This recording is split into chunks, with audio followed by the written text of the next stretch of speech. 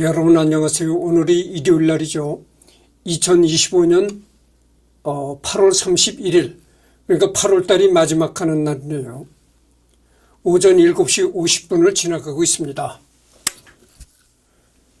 이번엔 여기를 할 차례죠. 남극점 정복. 1910년 6월 2일 노르웨이 국왕 호콘 7세와 모두 왕비가 프람호를 방문하였다. 1910년 8월 9일 아문센은 프람호에 19명의 승무원을 싣고 남극으로 출발했다. 처음에는 목적지를 북극이라 하였고 선원들에게도 알리지 않았다. 그러니까 19명의 승무원을 싣고 남극으로 떠났다는 겁니다. 1910년 6월 2일. 그러니까 1910년이면 어떻게 됩니까? 우리나라는 한일 합방이 되던 해였잖아요. 그러니까 공식적으로 조선과 일본이 조선이 일본의 식민지가 되는 공식적인 발표가 9월 1910년이었다고 하죠. 9월 6일에서 9일 마데이라 제도에 정박하였을 때 아문센은 승무원들에게 자신들의 목표가 남극임을 알렸다. 브레스트 루드와 얄마르 요한센이 뒤쳐졌고 쇠약해진 브레스트 루드는 요한센이 보살핀 덕분에 간신히 베이스 캠프에 도착할 수 있었다. 요한센은 베이스 캠프로 돌아온 뒤에 공개적으로 아문센을 비난하고 나섰다.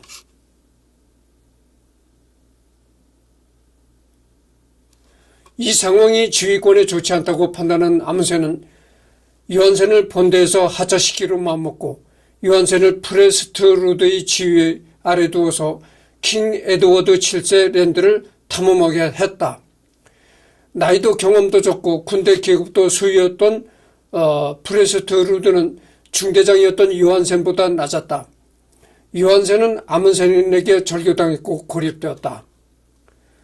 1911년 1월 14일 15,938해리 항해 끝에 프람호는 발피시만에 도착했다.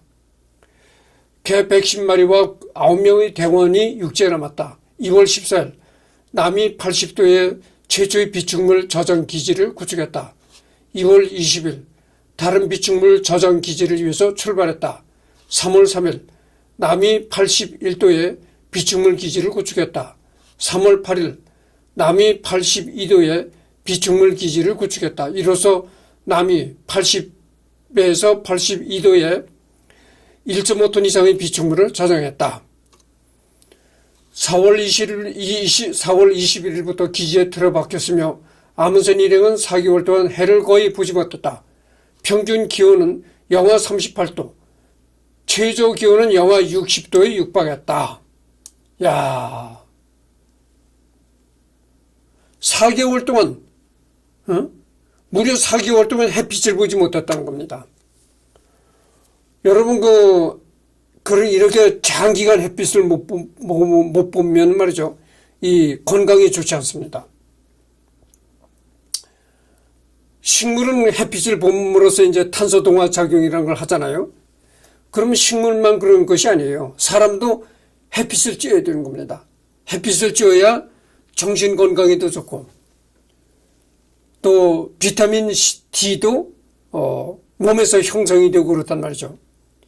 근데 4개월 동안 전혀 햇빛을 못 보게 되면은 우선 우리 몸에서 비타민 D를 만들어내지 못하는 겁니다. 그런 상황이 되면 정말 영양제로서 비타민 D를 보충하는 수밖에 없는 거죠. 그런데 이때 아문센은 비타민 D를 가져갔을 리도 만무하죠. 틀림없이 가지고 가지 않았으리라고 생각합니다. 이때는 1910년도니까 이때만 해도 지금과 같이 비타민 D의 중요성이 사람들한테 인식이 덜 되었으리라고 생각합니다. 그래서 비타민 D를 가지고 가지 않았으리라고 생각해요. 그런데다가 평균 기온은 38도, 영하 38도. 그게 아주 추운 기온이 아니라는 겁니다. 평균적으로 그렇다는 거예요. 평균적으로 영하 38도, 아주 추웠을 때는 영하 60도까지 내려간다 그 말이에요. 여러분들 영하 60도면 어떻게 됩니까? 그냥 서서 오줌을 넣으면 오줌발이 그냥 쫙 얼어붙는 거예요. 이게 참 굉장한 추위인 겁니다. 그래서 이 극지방 탐험이 그래서 어려운 겁니다. 남극이나 북극의 극지방 탐험이 그래서 어려운 거예요. 그리고 또 한 가지 어려운 게 뭐냐면은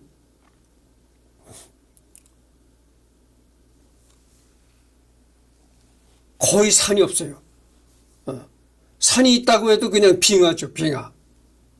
그러니까 정말 방향 감각도 잘 할 수가 없고, 여러 가지로 참 이게, 그렇죠. 잠깐만요.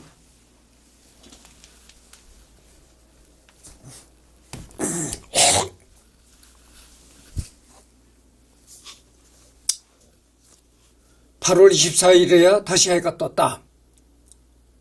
그러니까 백야, 여러분들 백야라는 말 들어보셨죠? 저 북유럽에 가도 백야 현상이 있습니다. 노르웨이, 핀란드 북부지역, 노르웨이 북부지역 이런 데 가도 백야 현상이 있습니다. 그게 왜냐면은 이 지구가 둥글잖아요.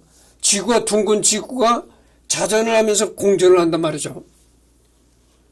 근데 밤이 돼도 왜 밤이 생기는 겁니까?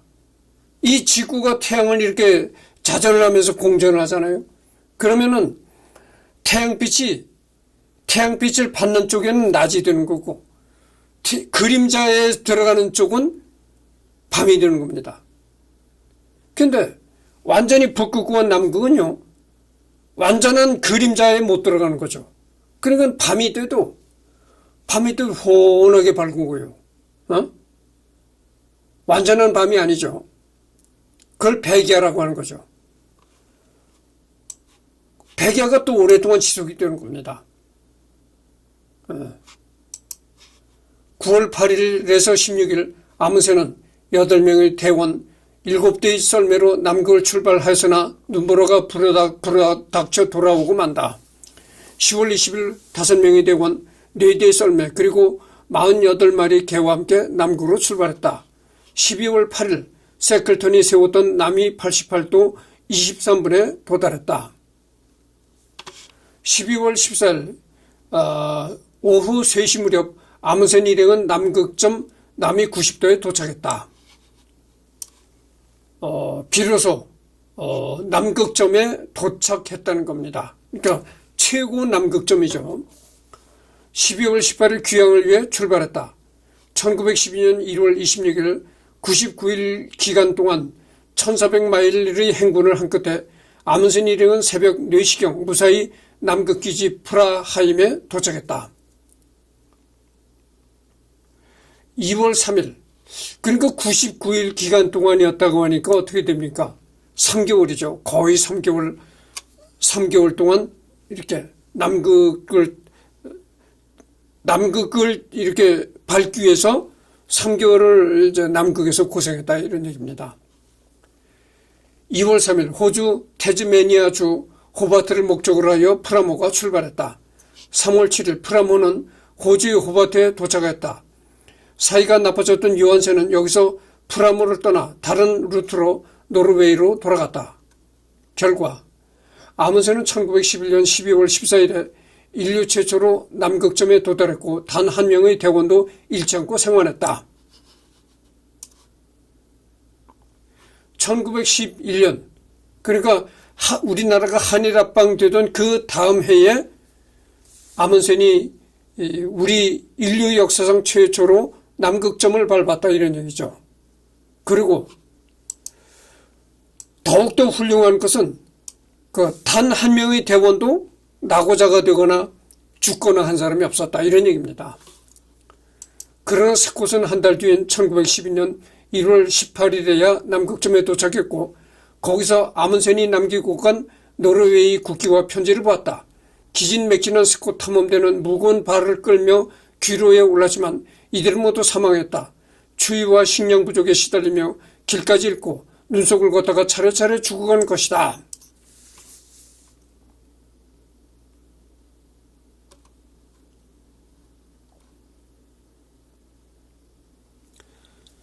스콧.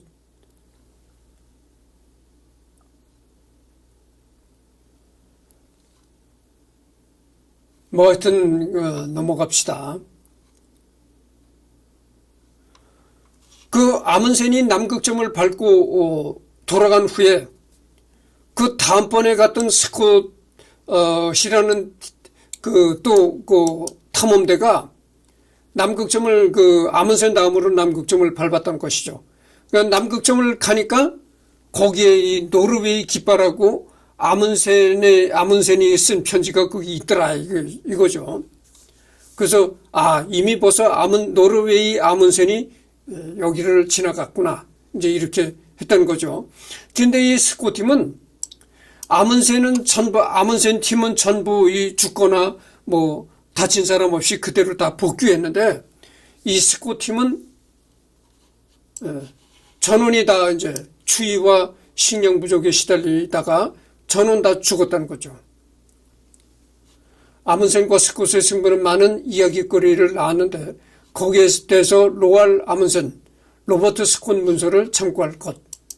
북동 항로 탐험. 이제 남극을 탐험했으니까 이제 북동 항로를 또 탐험하겠다 이렇게 나왔던 것이죠. 1912년 아문센은 남극의 발견 과정을 남극 발견이라는 저서로 집필하였고 이 원고는 남극에서 돌아온 직후에 출판되었다. 돌아온 아문센은 열렬한 환영을 받았으며 처음에 북극으로 간다고 했다가 남극으로 목표를 바꾼 것쯤은 난센이나 노르웨이 국회나 국왕이나 그 밖의 여러 후원자들에게 별다른 문제가 되지 않았다. 그렇죠. 만약 남극 정복에 실패했더라면 이게 또 트집거리가 됐을 것입니다. 아니 왜 북극을 간다고 했다가 남극으로 행로를 변경했느냐. 이것이 트집거리가 됐을 텐데 무사히 전원 다 이제 성공하고 왔으니까 굳이 그걸 트집 잡을 이유가 없죠. 하지만 어니스트 세클턴을 제외한 영국인들은 정직하지 못한 행동이라며 비난을 퍼부었고 영국을 방문한 아문센을 철저하게 냉대하고 조롱했다. 북서항로 정복 때부터 계속된 영국인들의 냉대와 모욕에 분개한 아문센은 영국 방문을 안 하려고 했으나 영국과의 관계가 악화될 것을 우려한 노르웨이 국왕의 어명이 내려오자 갈 수밖에 없었다. 1913년 아문센은 미국, 캐나다, 유럽에서 강연을 가졌다. 1914년 여름에는 노르웨이 최초로 민간인 조종사 자격증을 획득했다. 자격증을 따면서 아문센은 이륙하자마자 10에서 20m의 고도에서 땅으로 추락하는 엄청난 착륙 사고에서 간신히 살아남았다. 하지만 별로 대수롭지도 않은 듯이 웃으면서 잔해에서 기어나왔고 얼마 되지 않아 곧바로 비행기를 탔다고 한다. 1914년 제1차 세계대전이 터지자 아문센은 자신이 독일에서 받았던 모든 훈장을 반납하였다. 그리고 군용물자 수송 선박의 선주로 일하면서 재산을 모았다. 전쟁은 탐험가로서 아문센의 인생에는 큰 방해가 되었지만 대신 1915년에 해운업자로서 나름대로 성공을 거두어 경제적으로 여유가 생겼다. 그렇게 이제 제1차 세계대전 때 사업을 해서 군용물자를 이제 선박에 수송하는 그런 해운업을 해가지고 사업적으로도 성공을 거뒀다 이겁니다. 북동항로 1918년 아문센은 직접 설계도를 그리고 자비를 들여서 건조한 마우드호를 타고 북극 탐험에 나섰다. 하지만 이 탐험은 성과가 좋지 않았는데 아문센은 추락사고로 어깨에 부상을 입기도 했고 그 일주일 뒤에는 어미 북극곰 한 마리에게 습격당해 쓰러졌으나 데리고 다니던 개가 아문센을 구해주는 사건을 겪기도 했다. 이때 입은 어깨 부상이 상당히 심각해서 3년 뒤에 시애틀에서 진단을 했을 때에는 팔을 못 쓰게 될지도 모른다는 진단을 받았고 몇 달 동안 재활 훈련을 받기도 했다. 게다가 항해 도중에 스웨덴제 파라핀 램프의 결함으로 목숨을 잃을 뻔했다. 손 풍로를 이용해서 기름을 가스로 전환시켜 관측 공간의 조명과 난방을 동시에 담당하는 이 램프는 결함 때문에 독한 가스를 내뿜고 있었고 관측 공간에는 환기에 필수적인 창문도 없었다. 가스 중도로 죽기 직전에 살아난 아문세는 심장의 통증을 느끼지 않고 활동할 수 있을 때까지 몇 달이 걸릴 지경이었다.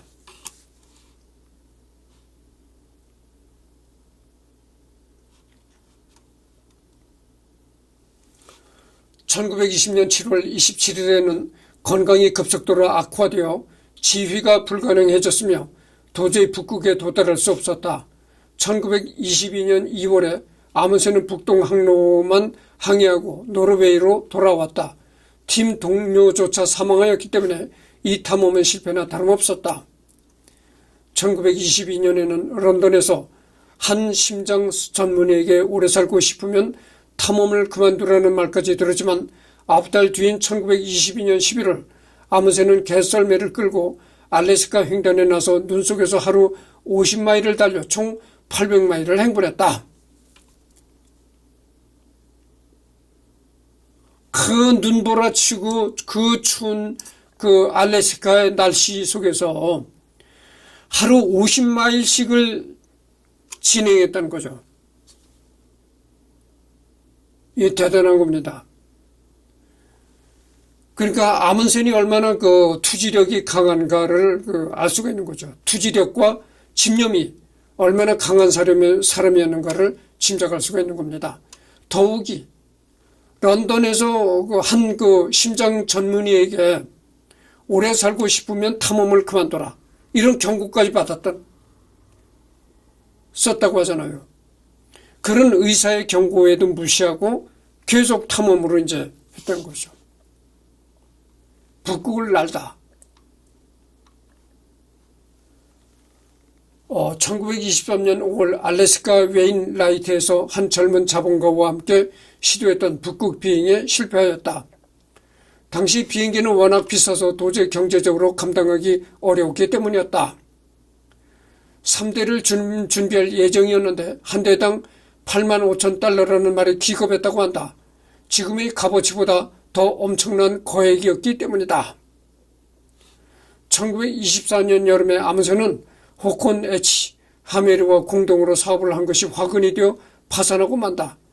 시애틀에 사는 호콘 H 하메르라는 덴마크인은 아문센이 전권을 위임받지 않은 상태에서 아문센 몰래 아문센 이름으로 방대한 규모의 채무 계약을 하였고 이 때문에 파산을 당하고 만다. 언론에서는 웨인라이트에서 한 비행 시도를 비판하였고 빚 때문에 20년 넘게 그에게 책자를 조달해 주었던 형 리온과도 갈라서고 만다.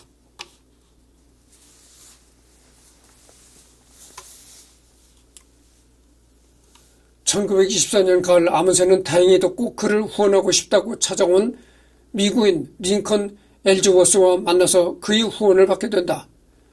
1925년 5월 21일 아문센과 엘즈워스 팀원들은 두 대의 도르니의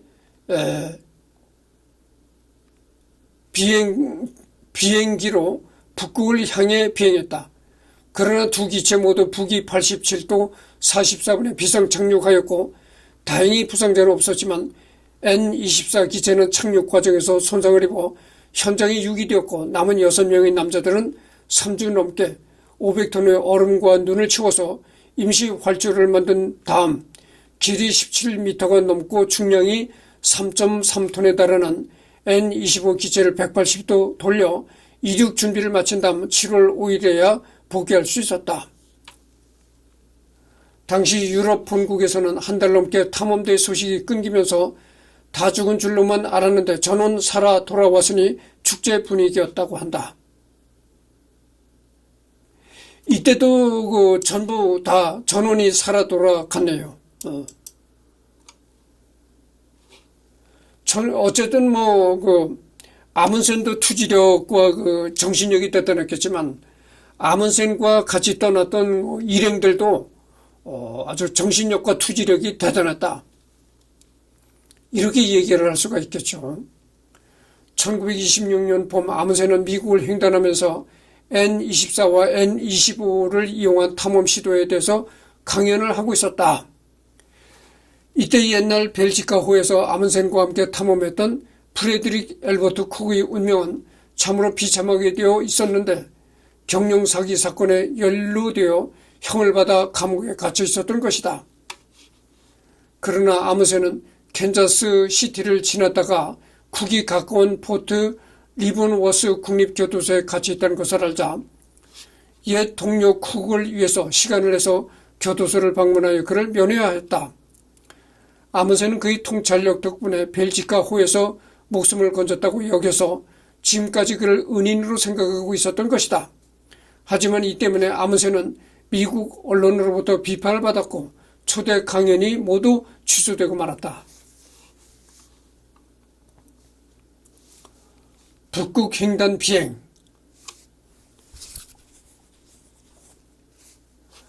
아몬센은 비행기보다는 저렴한 편이었던 비행선을 준비하기로 한다. 1926년 이탈리아 비행선 제조 기술자인 움베르토 노빌레 육군대령과 함께 노르게 1호라고 이름 붙인 비행선으로 북극 비행에 도전했다. 그러니까 정식 비행기가 아니고, 정식 비행기는 가격이 비싸잖아요. 그러니까 정식 비행기가 아니고 비행선이라는 얘기죠. 그러니까 큰 대형 풍선 같은 그런 걸로 이제 비행을 한다, 그죠?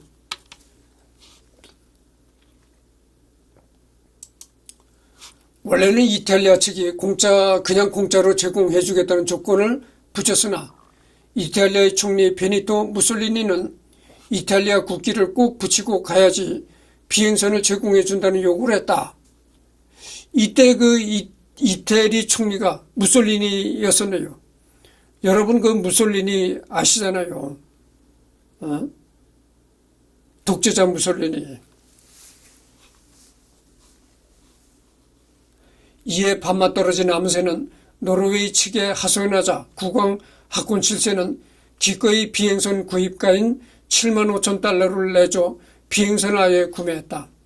1926년 5월 11일에는 14일까지 아문센은 노르게호를 타고 스피츠 베르겐에서 알래스카까지 비행하였다.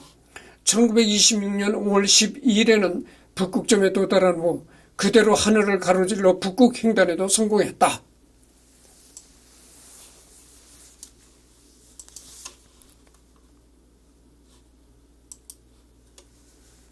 그러나 노르게호가 출발하기도 전에 리처드 버드가 이미 비행기를 타고 북극점 상공을 비행했다고 공식 발표해 놓은 상태였다. 노르게호의 비행을 준비하던 아무새는 이에 대해 실망을 금치 못했지만 오히려 버드를 축하하고 북극점 상공 두 번째 비행에 도전해서 성공했다.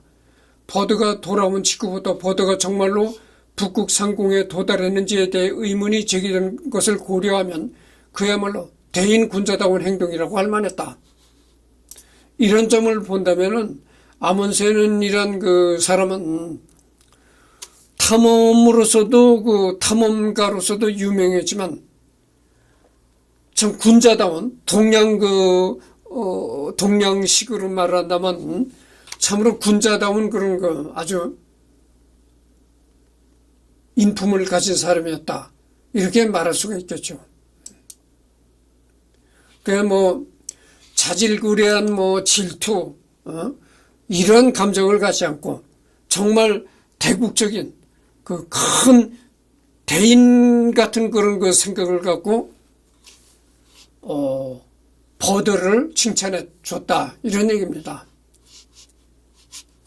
그러니까 이 아문센은 정말 소인배가 아니고 대인배요, 군자다운 그런 인품을 가진 사람이었다, 그렇게 말할 수가 있습니다. 버드의 비행이 의심을 받은 것은 북극까지 거리를 고려할 때 버드의 비행에 걸린 시간이 너무 짧아서 과연 그 시간 내에 북극점까지 갔다가 돌아오는 것이 가능한지의 의문이 제기되었기 때문이다. 회의론자들은 버드가 공중에서 적당히 빙빙 돌며 시간을 때우다가 돌아왔을 뿐이라고 비난했다. 이에 대해 버드는 바람이 도와준 덕분에 예상보다 일찍 돌아왔다고 반박했다. 이 논쟁은 결론이 나지 않은 상태이며 1998년에 버드가 비행 당시에 남긴 기록이 출판되면서 다시 불이 붙었다.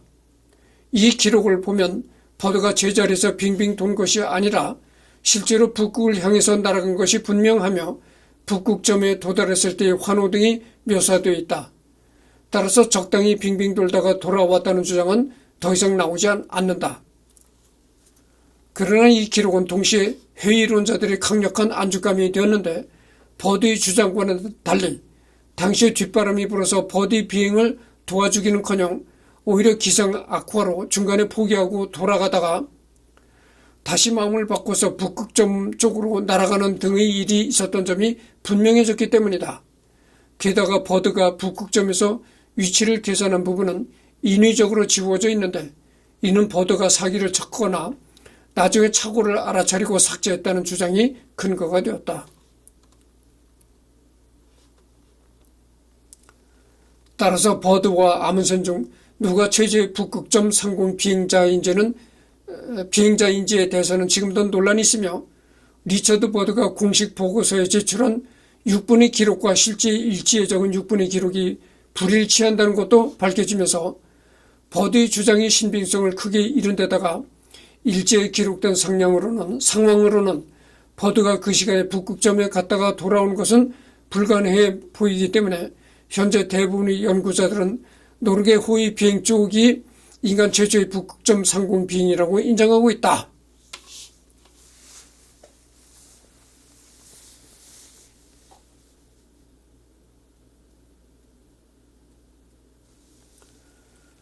그러니까 지금 버드가 북극을 비행했다, 북극점을 비행했다. 이것은 여러 가지 거짓된 그런 문제점이 있다는 거죠. 그래서 현재 사실상 북극점을 비행한 것은 사실 아문센이라고 봐야 한다. 이런 얘기가 되겠습니다. 지금 27분을 경과했는데 조금 더 해야 되겠습니다. 여러분 잠깐만요. 자꾸 지금 목이 잠겨서 목소리가 이상해집니다.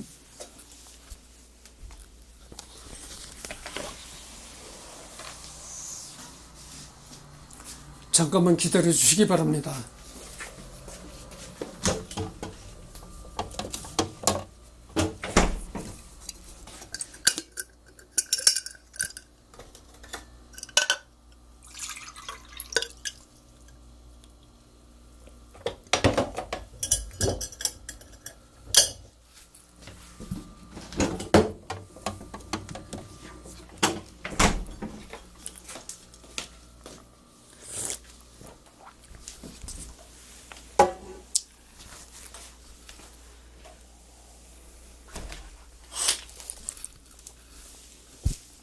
목소리가 자꾸 잠기고 목소리가 그러니까 이상해지죠. 그래서 물을 조금 목을 축여가면서 해두겠습니다.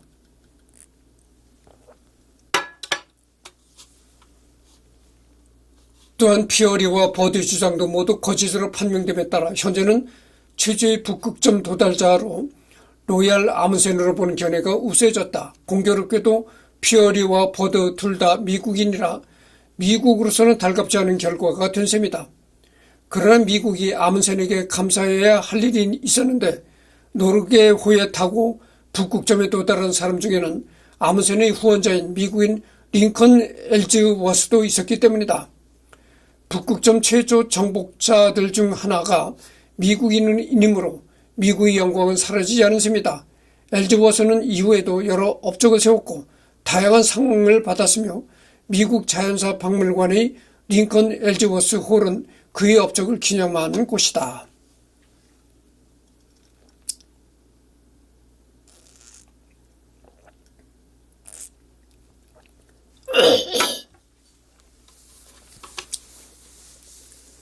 하지만 이것과는 별개로 아문센은 동행했던 노빌레와 당시 엄청난 갈등을 빚으며 원수지간이 되고 말았다. 아문센이 주장에 따르면 노빌레는 이탈리아군 장교인 자신의 신분을 내세우면서 협의를 거부하기 일쑤였고 이탈리아인 노르웨이인 하는 식으로 차별을 했다고 한다. 아문센은 이후 1927년에는 우리 우라니엔보르그에 집거하면서 자서전 탐험가로서 나의 삶을 집필했는데 어찌나 노빌레한테 불만이 많았던지 이 책에서는 자서전 전체의 3분의 1 이상을 노빌레와 있었던 일을 언급하는데 할애하기도 했다.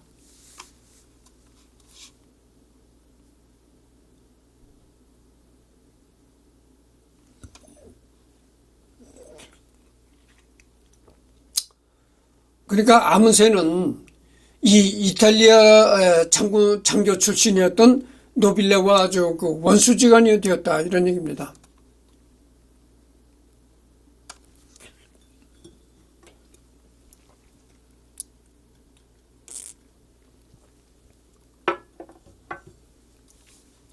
지금 30분을 경과했습니다.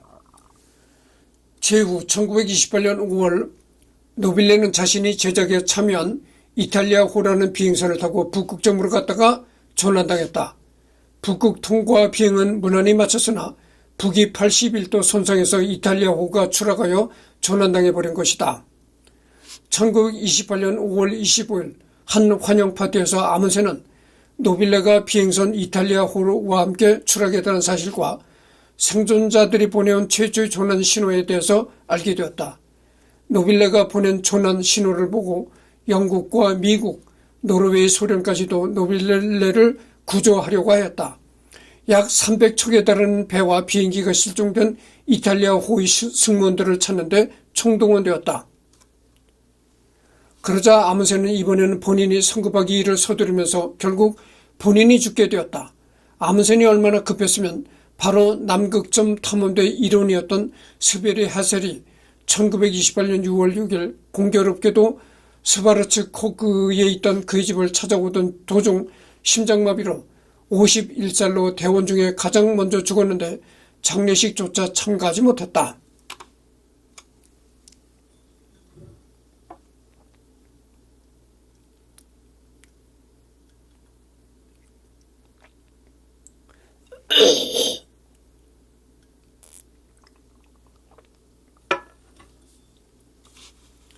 프랑스 측에서 뒤늦게 라탐 47 비행정을 제공하자 프랑스 팀 구조대장으로 나서서 구호품을 두둑이 비행기에 싣고 노르웨이 트롬세를 떠나 기꺼이 북극점으로 가지만 문제가 심각했다. 조종석이 노출된 복역기 라탐 47형 비행정은 추위에 약해서 애초에 극지방 비행은 무모했다. 비행정을 몰던 사람은 노르웨이 조종사 레이프 디트리히센, 프랑스 조종사 르네 길보였고 3명 프랑스인이 같이 동승했는데 사흘 내내 비행기 조종사들은 제대로 쉬지도 못하고 피로와 악천후에 시달리며 비행해야 했다. 어처구니 없게도 스코트의 최후처럼 아문센도 이런 무모한 준비를 한동안 비극적으로 최후를 맞게 된 것이다. 1928년 6월 18일 오후 4시쯤 바렌츠 해에서 그가 탄 비행기가 마지막으로 목격된 후 아문센은 영영 돌아오지 않았다.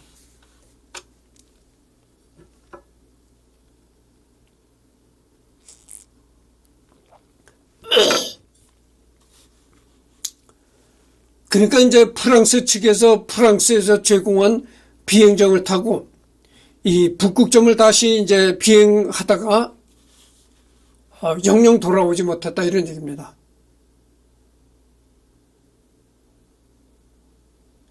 이 그 비행정이 이 아문센이 탔던 비행정이 추위에 약한 비행정이라는 겁니다. 그래가지고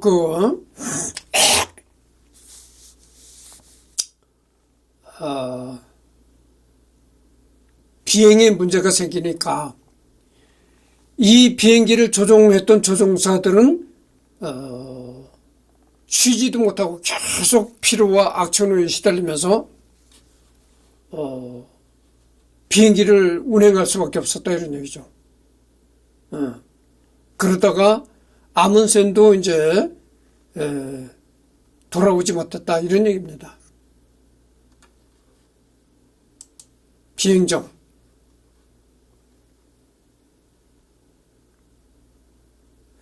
뭐 이런 식의 비행기였다고 하죠.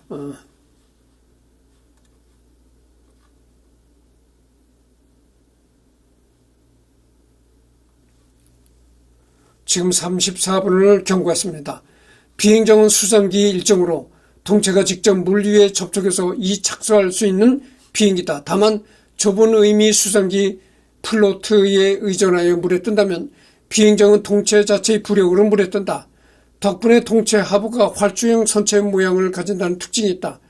특히나 비행정들 중에서도 랜딩 기어를 내장하여 일반 비행장에서까지 운용 가능한 기체는 수륙 양용기로 분류한다. 그러니까 물 위에 날아가다가 물 위에 이렇게 뜨는 비행기다 이거죠.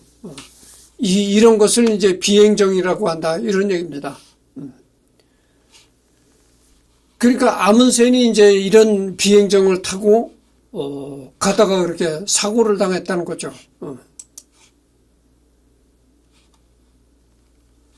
노빌레는 나중에 구조되었지만 아문센은 끝내 구조되지 못했다. 원수를 구하려다 목숨을 잃고 만 것이다. 위대한 탐험가의 실로 허무한 최후였다. 노빌레와 아문센이 아주 원수처럼 서로 이렇게 그랬었다잖아요. 근데 이 노빌레가 위험에 처했다는 그런 소식을 듣고 노빌레를 구하려고 아문센이 떠난 거죠. 그러니까 평소에 원수처럼 지내던 노빌레가 위험한 순간을 맞이했다. 그러니까 원수처럼 지내던 노빌레를 구하려고 아문센이 떠났는데 그 노빌레를 구하려고 떠났던 아문센은 못 돌아오고 정작 노빌레는 돌아왔다. 이런 얘기입니다.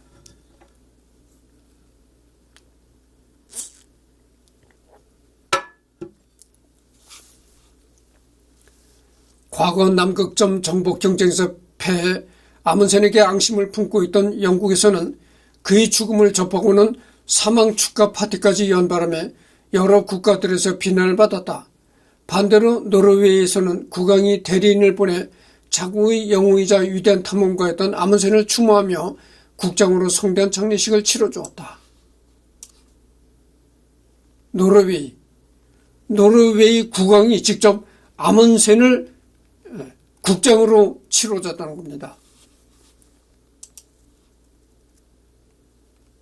참 대단한 그런 예우를 한 것이죠. 국왕이 직접 명령을 내려가지고 아문센 장례식을 국장으로 치르라. 그랬다니까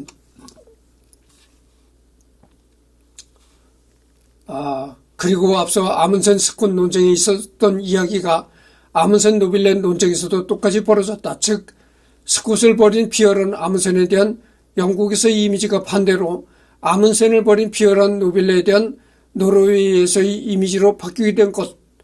션 코너리가 아문센 역으로, 피터 핀치가 노빌레 역으로 분한 영국, 이탈리아, 소련 합작 영화 레드 텐드는 바로 이런 이미지에 관련된 이야기를 그리고 있다.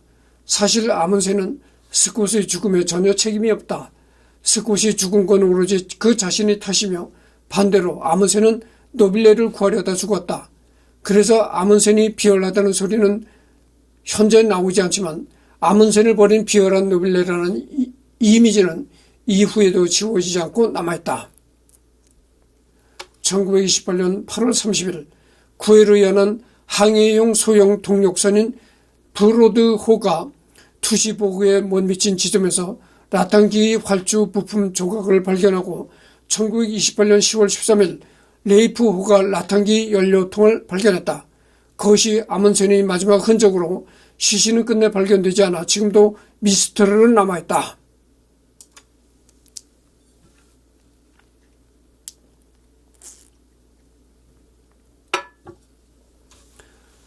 그러니까 아문센이 당한 그 비행기, 아문센이 사고를 당한 그 비행기의 잔해들은 발견이 됐다는 겁니다. 연료통도 발견이 됐고, 여러 가지 이제 그 비행기 부품 조각들도 발견이 됐고 했었는데, 정작 아문센 시신만큼은 전혀 발견을 못했다는 거죠. 지금도 그것이 미스터리로 남아있다 이런 얘기죠. 아문센은 아무래도 첨단 비행기 조종이나 그쪽에 대해서는 무지해서 그런지 개썰매 같은 탐험 때와 달리 사전에 준비를 철저하게 하지 못한 게 화근이었다. 그가 남극점 정복 당시엔 철저한 준비로 인해 매우 수월하게 탐험을 하며 대원 모두의 안위까지 보장하며 귀환했던 걸 고려해보면 참 아이러니한 부분이라 할 수 있다. 또한 스콧과 관련된 트라우마 때문에 서둘렀다는 설도 있다. 아문세는 스콧의 죽음에 부채의식을 느끼고 있었고 스콧의 죽음에 대해 알았을 때 난 스콧을 그 끔찍한 죽음으로부터 구할 수만 있었다면 모든 영광과 돈을 포기했을 거다라는 말을 하며 안타까워했다.